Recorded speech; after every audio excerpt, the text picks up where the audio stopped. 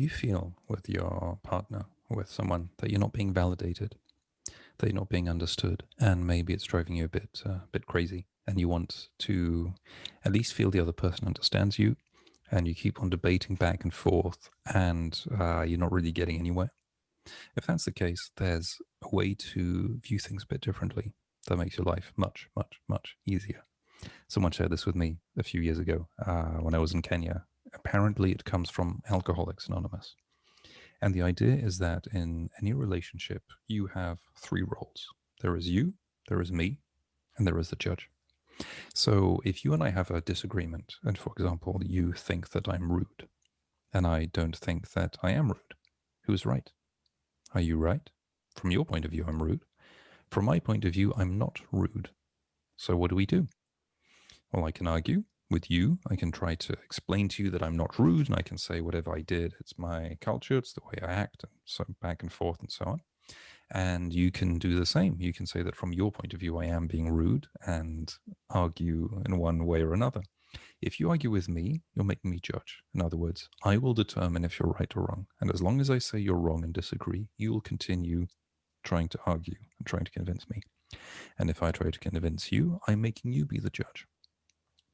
Now, who is the judge? I'm not the judge. I don't know what's objectively rude. I know what I find rude, what I don't find rude. I know what my intention is. I can say, well, my intention wasn't to be rude. You might think that it was, but then we have a very different problem. I mean, you're basically insulting me and saying that I'm trying to be rude.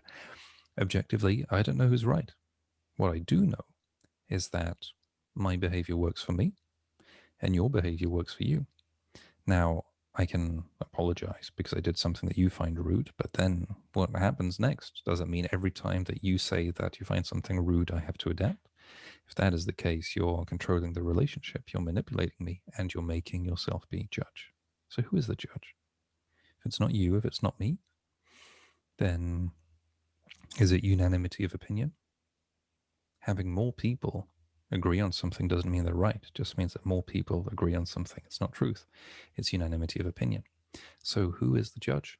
Well, according to this approach, it's God. It's the universe. It's life. It's karma. It's whatever we like. So we just tell our truth. You tell yours, I tell mine, and we accept whatever happens. So if you think I'm rude and I don't think I am rude and I don't want to change my behavior and you don't want to put up with behavior that seems rude to you, then we'd better not hang out together. And that's it. And we accept it. What am I going to do? Bend over backwards and please you? I can do it, but then I'm your slave. What are you going to do? Put up with my behavior that doesn't work for you? That's not a good life. So if we don't like what we exchange, we just accept it and we move on.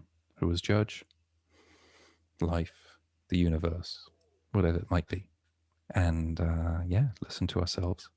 Listen to ourselves. Accept that if it works for you, that's your truth. If it works for me, it's my truth. If we can get along, it's great. And if we can't get along, it's fine.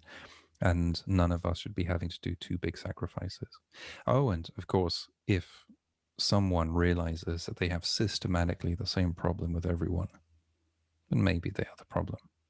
If they are falling out with all of their friends, either they don't pick the friends very well, or they have a problem with the friends. If someone goes through multiple relationships and everyone happens to be toxic, either they have an issue attracting the wrong people, or maybe there's something wrong with them, or maybe it's a combination of the two. Hope that is helpful.